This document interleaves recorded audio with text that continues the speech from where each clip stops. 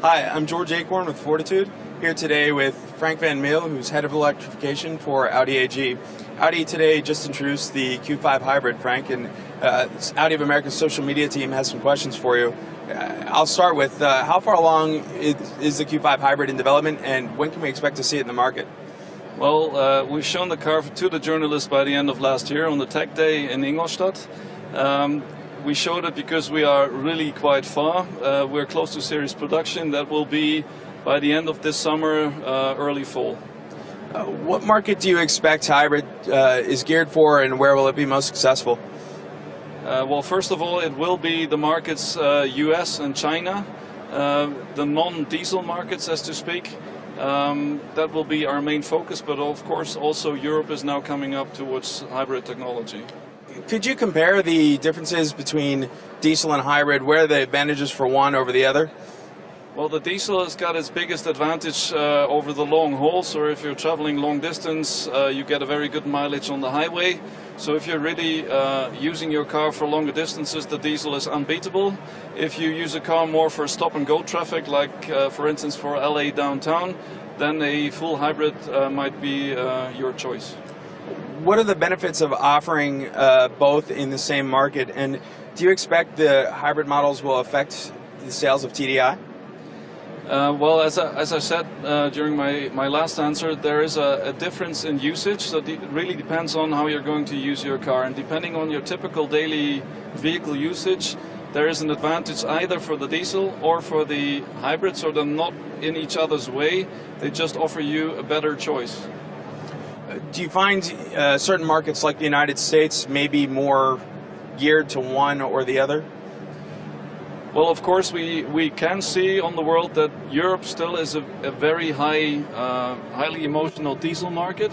What we also see is that the US is coming up strongly towards diesel. Of course, also regarding the long distances. But on the other hand, we also see a big demand for hybrid vehicles for big city traveling.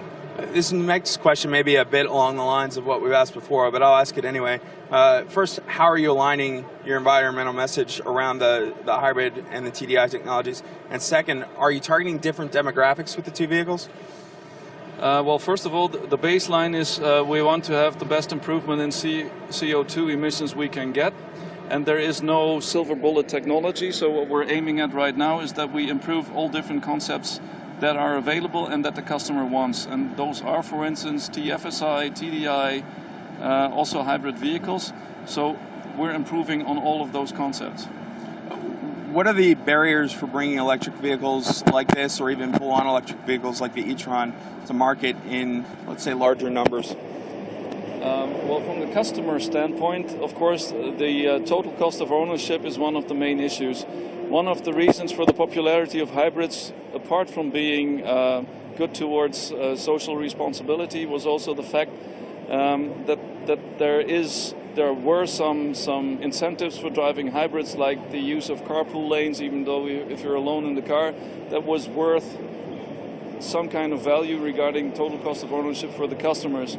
With the electric vehicles, this will be even much more important, because for electric vehicles, they will be more expensive than conventional ones, clearly more expensive. So for the customer, the question is, what makes it interesting for me to have a car like that? Of course, the usage of carpool lanes is interesting. Of course, the possible usage of special parking places with, let's say, charging possibilities for free in shopping malls. There are a lot of issues that might attract the customer to electric vehicle, but still, it's going to be much more expensive. And it will have, if it's a purely electrical one, a limited range. So again, there are a lot of things that have to be regarded, and not all of them are already clear. In the next 5 years, what percentage of the market, or perhaps your sales, do you foresee being electric or hybrid vehicles? Well, that again is a question that is very often that I'm very often asked. But the answer, unfortunately, I cannot give you, because it's a social political issue. It depends on legislation. It also depends on incentives, and it depends on where on the world that's going to happen. And again, we're looking at Europe, US market, China, Japan, and they're all driving their own ways. What is clear is that electromobility will come. What we cannot answer right now is how fast, where, and when exactly. Speaking of electric mobility coming, when do you think we might see the R8 e-tron or perhaps the A1 e-tron for sale? We will bring the R8 e-tron in a very small series onto the roads by the end of 2012. And with the A1 e-tron, we will start a fleet test in Munich by the middle of this year with 20 cars to find out what the typical mobility behavior is. For that car, we also added a range extender, so it's a battery electric car with a charging unit on board to recharge the battery if necessary. And what we try to find out is how does a customer typically move over the day, not only with his car, but also by bicycle, by foot, subway, whatever. And if that changes, if he moves to an electric car, and if that again changes, if you offer him a range extender. So we're still trying to figure out if that what we're currently working on is what the customer really wants, and we're really anxious to see what they say. Does Audi plan to expand its e-tron offerings beyond the R8 and the A1? Well, of course, we already have shown more cars than only those two on the different motor shows all over the world in the past 1.5 years.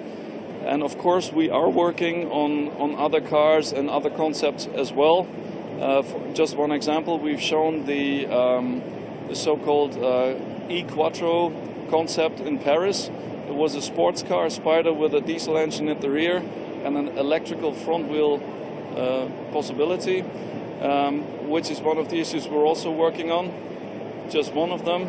I don't want to say too much about all the other things we're working on because we keep that to ourselves until we think it's ready to go to public with them. It sounds like a big project. It is.